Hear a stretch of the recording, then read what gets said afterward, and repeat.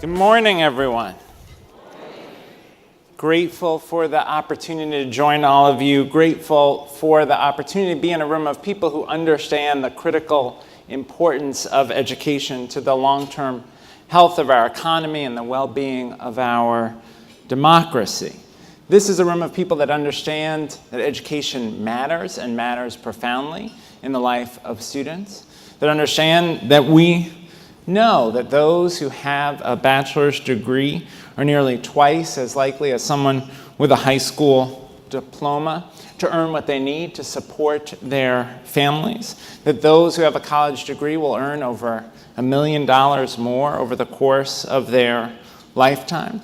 This is a room of people that understands that the future of our economic competitiveness internationally will depend on how well we prepare young people for the jobs of today. And this is a room that understands that we have significant challenges on that front. The reality is, if you talk to business leaders, they are worried about gaps in the skills that students have. A recent Northeastern University study showed that 87% of business leaders think that college graduates lack the most important skills necessary for success.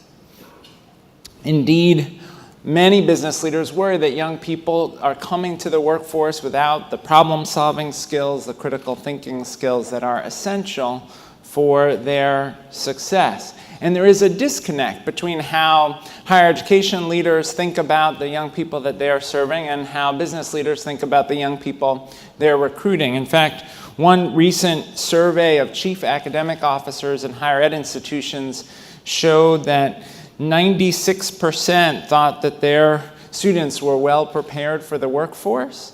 And that same survey showed that only 11% of the folks who employed those same young people thought that they were well prepared. That is quite a disconnect, a gap that this is a room of people who know how to fill. But it's not the only gap we face. We face this tremendous skills gap, but we also face a tremendous opportunity gap, particularly for our low-income students and students of color.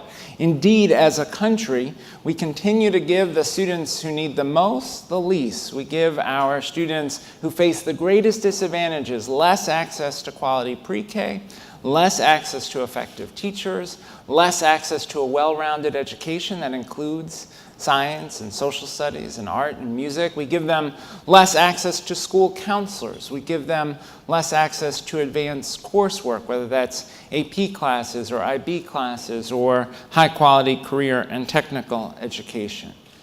And indeed, we see the consequences. We see the consequences in gaps in academic performance, gaps in graduation rates, gaps in matriculation to college, gaps in graduation from college, and gaps in successful entry to the workforce.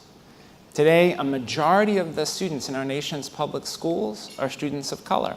A majority of the students in our nation's public schools are eligible for free or reduced price lunch.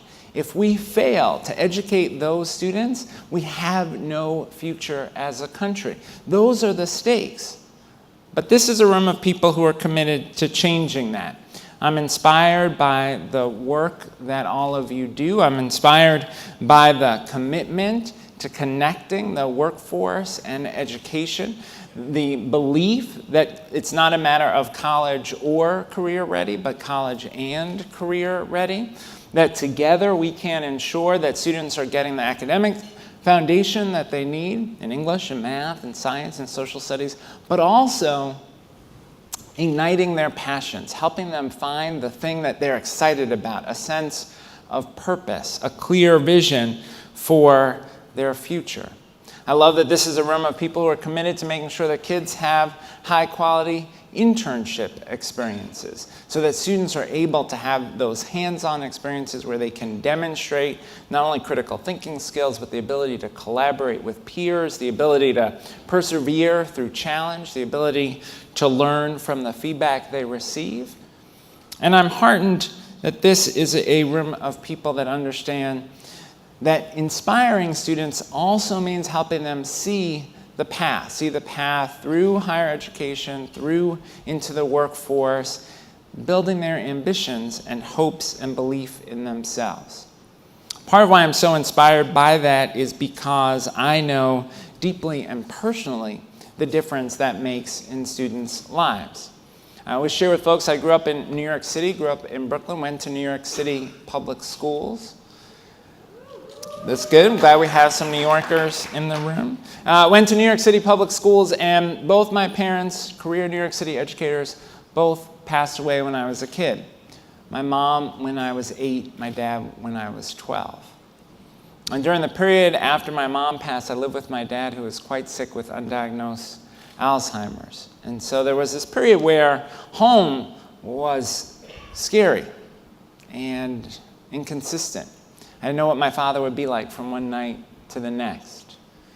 Some nights he'd be sad, some nights he'd be angry, some nights he would talk to me, some nights he wouldn't. And it would have been very easy for teachers to look at me and say, here's an African-American, Latino male student going to a New York City public school, family in crisis. What chance does he have? But I'm standing here today only because New York City public school teachers chose to see hope and possibility in me, chose to give me a sense of what was possible in the future that I could not even see for myself. I'm standing here today because I had teachers like many in this room who tried to figure out what it would take for me to ultimately be successful. They didn't give up on me because of the circumstances I faced outside of school. They asked themselves, what could we do in school to create an environment that will allow young people to thrive? I was blessed to have a series of New York City school teachers who made school a place that was engaging and interesting and compelling. We did productions of Midsummer Night's Dream and Alice in Wonderland. I was the Rose in Alice in Wonderland. Imagine me with big red felt petals sticking out of my head. But they helped me to find things that I was passionate about. I had a teacher, Mr. Osterwald, my teacher in 4th, 5th, 6th grade. He was the kind of teacher, you finished a book, he was there with the next. You finished a math problem, he was there with another. It was a little bit more challenging. He took us to the museum and the ballet. And like so many students who participate in National Academies programs, I had the opportunity in school to see a world beyond my neighborhood. Right, a world beyond Canarsie, Brooklyn. I had the opportunity to see that there were things that were possible for me. And that instilled in me a sense of hope. And that's one of the reasons why I'm so inspired by the work that you do. And so pleased that you're not doing it alone. There was a time when this room would have been much, much smaller, right, with many fewer people. There was a time when, in some ways, National Academies, you were the only folks doing this work, but now we're blessed that we have other organizations, whether it is the work that Urban Alliance is doing with internships here in DC and Chicago and New York, or the work that Jobs for the Future is doing to better connect higher education, workforce development, and paths to opportunity for historically disadvantaged young people. You have fellow travelers who are engaged in the same work, and now our collective challenge is how do we take what we know and make sure we make it available to every kid in every school? Right? How do we take what we know to scale?